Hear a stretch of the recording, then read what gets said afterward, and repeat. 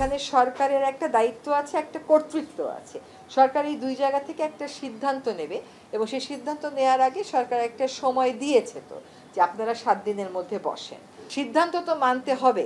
আমি যদি নিজের সিদ্ধান্ত না নিতে পারি, অন্য একজন এক রকমের সিদ্ধান্ত নেয়, আমি আরেক রকমের সিদ্ধান্ত নিই। আমাদেরকে যে একটা দায়িত্ব দেওয়া হয়েছে সেই দায়িত্ব তো আমাদেরকে পালন করতে দিতে হবে। আমরা তো শুধু আপনার প্রতি আমাদের দায়িত্ব পালন করি না বা ওনার প্রতি আমাদের দায়িত্ব পালন করি না, জনগণের প্রত্যাশাও তো আমাদের কাছে কিছু আছে। সেগুলো বিবেচনায় নিয়ে, রাজনৈতিক দলগুলোর ভাবনা বিবেচনায় নিয়ে সরকার যেটা ভালো মনে করে সরকার সেই সিদ্ধান্ত নেবে। আজকে যে চক্রান্ত ষড়যন্ত্র চলছে, নির্বাচনকে বানচাল করে দেওয়ার, নির্বাচনকে পিছিয়ে দেওয়ার, সেই নির্বাচনকে পিছিয়ে দেওয়া মানে আমাদের সর্বনাশ হওয়া, এই দেশের সর্বনাশ হওয়া। কারণ এখন একটা নির্বাচিত সরকার খুব দরকার। এই সরকারটা এখন তাড়াতাড়ি নির্বাচন করবে।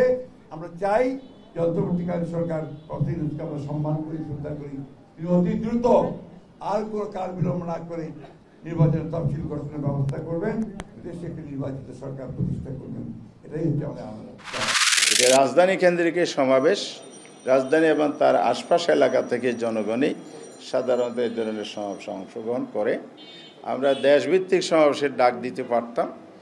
আমরা সরকারকে বোঝাতে চাই, রাজধানীর সমাবেশ দিয়েই যদি সরকার মেসেজ নিতে পারে, দেশবাসী যদি বোঝাতে পারে, বুঝতেও পারে, তাহলে আমরা মনে করি এই সমাবেশেই একটা বড় ধরনের মতামত উঠে আসবে, জাতির উদ্দেশ্যে একটা নির্দেশনা এখানে তৈরি হইতে পারবে, জনমত তৈরি হইতে পারবে।